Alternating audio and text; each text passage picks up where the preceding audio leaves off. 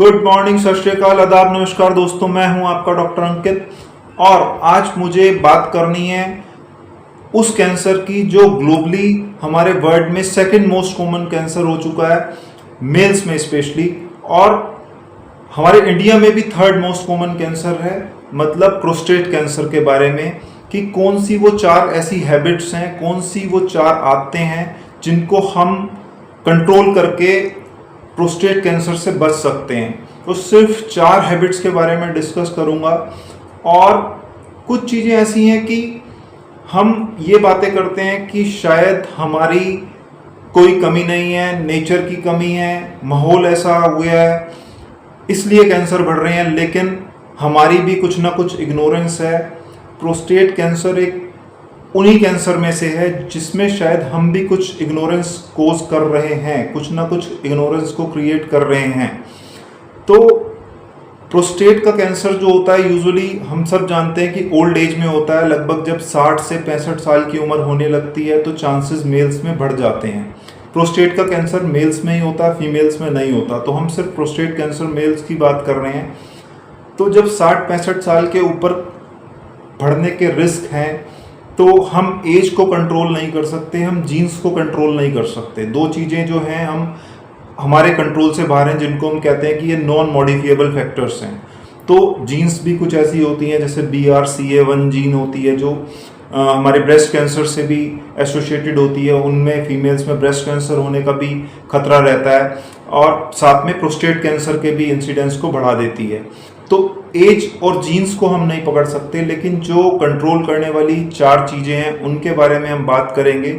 लेकिन हम ऐसा ज़रूर कर सकते हैं कि अगर एज ज़्यादा है या फिर जीन्स खराब हैं या फिर हमारी फैमिली हिस्ट्री में किसी को 60 साल से पहले कैंसर हुआ है तो हम एक स्क्रीनिंग प्रोस्टेट कैंसर के लिए करा सकते हैं, जिसको हम कहते हैं ब्लड का टेस्ट है, खून की जांच है, PSA।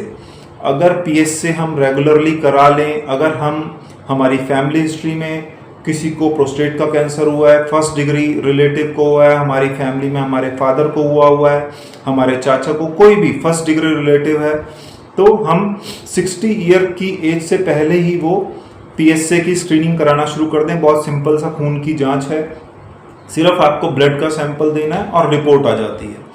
तो हम अगर फैमिली हिस्ट्री कैरी करते हैं या हम एल्डरली हैं, 60-65 साल क्रॉस कर चुके हैं, या फिर हमारी जीन्स खराब है, हमारे घर में कैंसर होता है, तो हमें एक काम करना है कि हम स्क्रीनिंग करा सकते हैं। अब बात करते हैं उन चार हैबिट्स की जिनको हमें कंट्रोल करके हम प्रोस्टेट के कैंसर से बच सकते हैं। तो फ्रेंड्स, सबसे पहली जो हैबिट है वो है ओबेसिटी कंट्रोल। अगर हम मोटापे को कंट्रोल करें तो हम प्रोस्टेट कैंसर से अपने आप को बचा सकते हैं। क्यों? क्योंकि प्रोस्टेट कैंसर मोटे लोगों में ज़्यादा कॉमन है और जो हमारा मोटापा है, जो ओबेसिटी है, वो हार्मोनल इम्बैलेंस करती है और हमारा प्रोस्टेट का कैंसर एंड्रोजेंस पे बहुत डिपेंडेंट है, मेल हार्मोन पे डिपेंडेंट है, टेस्टोस्टेरोन पे डिपेंडेंट है। और शुरू में वो टेस्टोस्टेरोन और मेल हार्मोन एंड्रोजेंस पे डिपेंडेंट होता है और बाद में फिर वो इसके अगेंस्ट रेजिस्टेंस हो जाता है और फिर वो कंट्रोल में नहीं आता। इसीलिए इनिशियल पार्ट ऑफ थेरेपी में एंटी एंड्रोजेंस भी दिए जाते हैं और कई बार टेस्टिस भी मेल की निकाल ली जाती है। तो कहने का मतलब ये है कि अगर हम ओबेसिटी को कंट्रोल करेंगे तो हार्मोनल इम्बैलेंस नहीं होगा और प्रोस्टेट के कैंसर में वो बचाव करने में हमारी हेल्प करेगा। दूसरा, अगर हम कारण की बात करें कि हम अपनी हैबिट्स में चेंज करें, अल्कोहल और स्मोकिंग। अगर हम अल्कोहल और स्मोकिंग को अवॉइड करें तो वो दूसरा फैक्टर है जो हमारे प्रोस्टेट के कैंसर में बचाव में बहुत हेल्प कर सकता है। स्मोकिंग सिर्फ हमारे लंग कैंसर, हार्ट की disease, heart attack, blood pressure इसी का कारण नहीं है। स्मोकिंग एक प्रोस्टेट कैंसर का भी इम्पॉर्टेंट रीज़न है। तो अगर हम सब जानते हैं स्मोकिंग जो है, सिगरेट पीना, बीड़ी पीना, हुक्का पीना, ये सब हमारी हेल्थ के लिए नुकसानदायक है, लेकिन हम फिर भी पीते हैं। क्या कर सकते हैं, समझ जाएं, नहीं तो कुछ ना कुछ खामियाजा तो भुगतना ही पड़ेगा। इसी तरह से अल्कोहल की बात करी मैंने, स्मोकिंग एंड अल्कोहल सिर्फ लीवर को ख़राब नहीं करता, हमारे मेंटल स्टेटस को ख़राब नहीं करता। अल्कोहल भी प्रोस्टेट कैंसर का एक कारण है। तो हमें अपनी हैबिट्स में चेंज करना है, अल्कोहल और स्मोकिंग को बंद करना है। और मैं एक बात फिर बता दूं कि अल्कोहल का single pack of alcohol is injurious to health. एक पैक भी बेनिफिशियल नहीं है, वो भी अंदर काम करता है, नुकसान करता है। बहुत सारे लोग मेरे से सहमत नहीं होंगे, लेकिन स्टडीज़ यही कहती हैं even the single pack of alcohol is नुकसानदायक।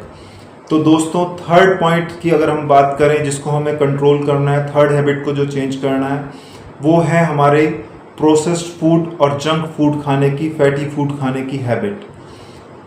प्रोसेस्ड फूड, जंक फूड, जितना भी हम ये गंद बलांग खाते हैं, जितना भी हम बाहर का फैटी फूड खाते हैं, चाहे वो चिप्स हैं, चाहे मोमोज हैं, चाहे स्प्रिंग रोल है, कुरकुरे हैं, बाहर की नमकीनें हैं, बाहर के स्नैक्स हैं, इनमें एडिड सॉल्ट्स हैं, हाई सोडियम कंटेंट है, एडिड शुगर्स हैं, इनके अंदर बैड फैट वाले तेल हैं, तो वो सब, और साथ में प्रिजर्वेटिव्स हैं, बहुत सारे कार्सिनोजेंस हैं जो हमारी जीन्स पे अफेक्ट करते हैं और फिर हम कैंसर का शिकार हो जाते हैं।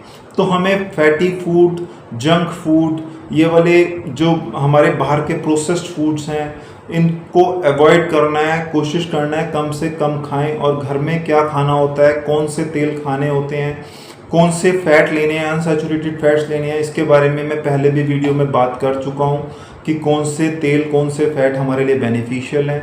और आजकल सारे स्नैक्स घर पे बन सकते हैं, हर चीज़ की रेसिपी अवेलेबल है, तो आप अच्छी चीज़ों से घर में स्नैक्स बनाइए और घर का फूड खाइए।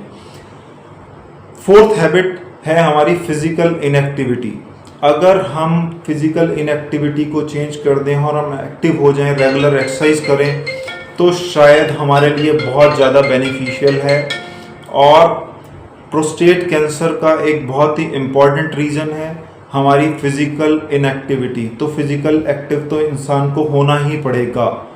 तो दोस्तों, ये 4 हैबिट्स हैं जिनको आपको चेंज करना है, जो आप अगर चेंज करें तो मेल स्पेशली प्रोस्टेट कैंसर से बच सकते हैं और भी बहुत सारी बीमारियों से बच सकते हैं। तो मेरे ख्याल से आप ये सब बातें बहुत माइनर्स ही हैं, लेकिन चेंज करेंगे तो बहुत मेजर बीमारी से बच सकते हैं। तो दोस्तों, अगर आपकी भी फैमिली में, आपकी भी सोसाइटी में कोई ऐसा बंदे हैं, और होंगे ही, इनमें से कोई हैबिट्स जिनके पास हैं, जिनको ये बैड हैबिट्स का शिकार हैं, तो उनको भी ये हैबिट को चेंज करने के लिए आप वीडियो को शेयर कर सकते हैं। और हम इसी तरह से ही कोशिश करेंगे कि कोई अच्छी वीडियो लाएं और जो आपके लिए बेनिफिशियल हो और हेल्थ के लिए अच्छी हो। तब तक के लिए आप अपना ध्यान रखिएगा। Take care, bye bye. मिलते हैं नेक्स्ट वीडियो के साथ। Bye bye.